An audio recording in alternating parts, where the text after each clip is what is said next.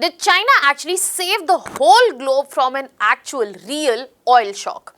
Because the oil shock that was expected in last 3 months did not really materialize, and this time we have to really thank China for it.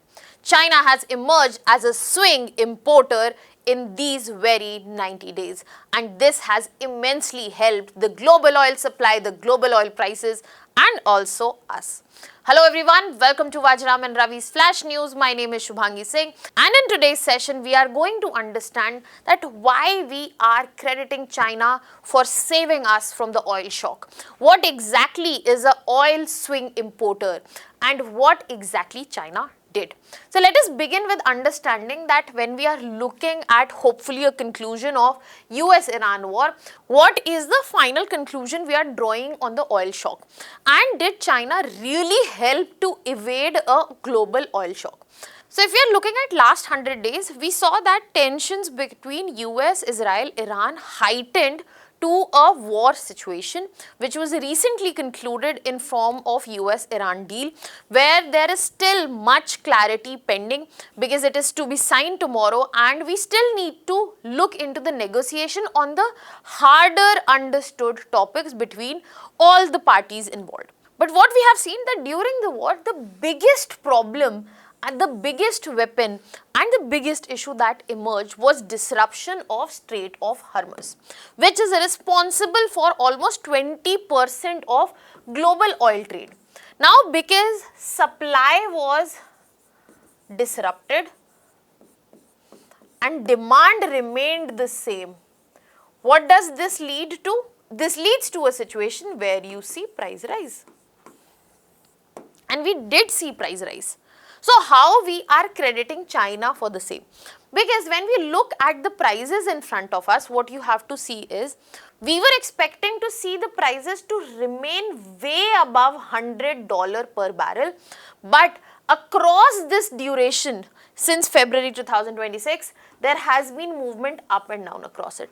So where it could have been much worse, which could have led to global inflation, imported inflation, and economic slowdown, not just in one country, but a global economic slowdown was also expected. This has been averted. Analysts feared that this will unfold, but it did not. And we have to understand that it is not just that India that would have suffered because of this. A huge part of Asia and across the globe, same impact would have been seen. So when we are saying that this was the potential of damage that could have happened, but it hasn't, we have to credit China to it. Now this is where we move to the second part. We have to join the dots that why China has to be credited. So in this situation, first we have to understand that what is exactly a swing importer, what is a swing producer, and then maybe we can connect the dots. So when we are talking about traditionally, we labeled Saudi Arabia as a swing producer. So you have to understand swing producer as a stabilizer. Saudi Arabia used to increase the production or decrease the production based on stabilizing the supply of oil production.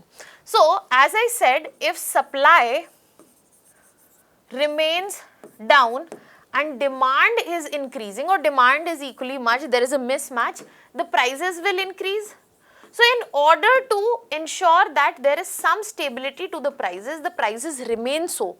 If the demand is decreasing, then we have to decrease the supply so that there is a equilibrium situation and price remains the same. If the demand is increasing, then we have to increase the supply so as to ensure again the equilibrium and maintaining, stabilizing the price. So this role was taken up by Saudi Arabia. They used to be a swing producer, that we will increase or decrease and we will help to maintain the global oil prices. So there is no abrupt increase or decrease in the price. That is why the swing producer label was given to Saudi Arabia.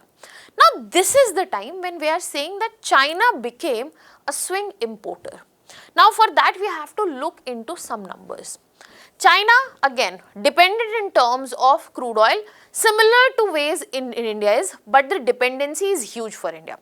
But what happened in this duration was that China decreased its imports, and imports were brought down to as low as 7.8 million barrels per day. Now, this number might seem huge in silo, but if you compare it, this is the lowest level for China in 8 years. Now, China reduced the imports. That means the global oil demand was reduced. So, in the situation where demand remained the same and supply was decreasing, price was going super fast. But in this situation, what was ensured? That demand is also reduced. The tanker imports for China were dropped to a 10-year low. The imports were over 45% below if you look at the comparison of 2025 levels. So that is why what China did, Saudi Arabia used to increase or decrease the production. China decreased their imports so as to ensure the stability of global oil prices. They decreased the demand where supply was already reduced, which helped in somewhat bringing stability to the global oil price. And this is what shows that how effective China's reduction was, because China's consumption that was reduced was equivalent to the combined oil consumption of 3 big developed countries, Germany, France and United Kingdom. And that's why the label has sprang up, that is the swing importer. Now, another big factor that we have to understand, that how did China do it? Because when we are looking at oil, it is the fuel of the economy that helps the economy running. So did China's economy suffer? No. China decided to rely on its own resources till the time everything goes back to normal. China utilized its massive strategic petroleum reserves. China is estimated to have a stockpile of 1.5 billion barrels. It is bigger than US's strategic petroleum reserve, Japan's reserve, and that is why China was easily able to depend on them. Because for India, dependence on strategic petroleum reserves is difficult. We have limited amount, 70 to 75 days. If we even depend for 10 days, it reduces, exposes us, makes us vulnerable in huge ways. But that is not the scenario for China. And that is what China used. Not just this, China also decided to use this very time to already started electric vehicle revolution. If you look at the numbers, there was a drastic reduction on the dependence of petrol and diesel.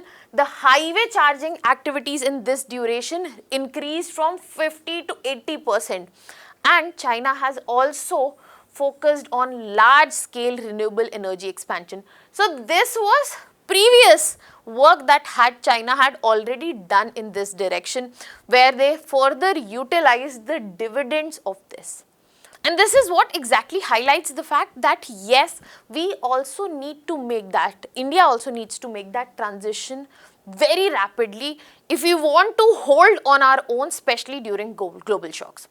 Another 2 big factors in China's reduction of imports was how China decided to go back to coal-based backup capacity.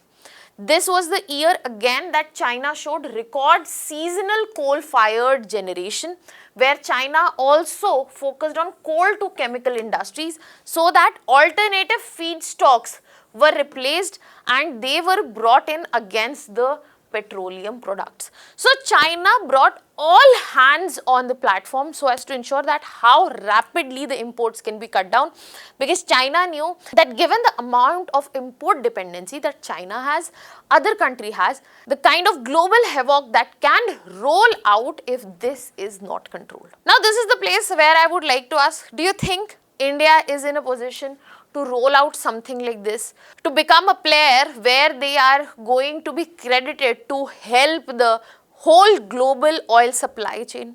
Are we in that position? If not, then what are the reasons? If yes, then what are the reasons? Let me know in the comment section.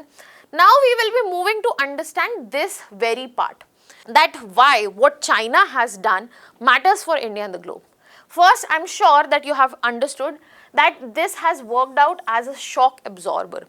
Oil shock that was anticipated, that actually never played out. So what could have been seen as bigger import bills, costlier petrol, diesel for you, and so much more. For example, food prices, the wholesale WPI has crossed already 9.1 and so much more. That could have been further worse, and that shock has been absorbed by what China has done. That is why it is a very important lesson, because it helped ensuring that there is lower pressure on global oil supply. there is a limited rise in crude prices and the inflationary pressures were controlled. So China, which was just seen as a oil demanding country, it has become a stabilizer during the global oil shock, earning the label of oil import swinger. And this is where, when we are competing as a country, when we are competing with our neighbors, India needs to draw lessons. This is where India needs to fasten its transition, real transition towards EV, expand its petroleum reserves and reduce the excessive dependence that we have on imported crude oil. Because this is not just a case study how China has emerged apart from its usual picture that is portrayed of this country, but this is also a case study where India has a lot to perform in terms of potential and ensure Atmanirbharta, which it actually talks about. Now that was all from my side. I'll be leaving you here with the prelims practice question. Let me know the answer to this in comment section. I'll be waiting for your answers. That was all from my side. Thank you so much.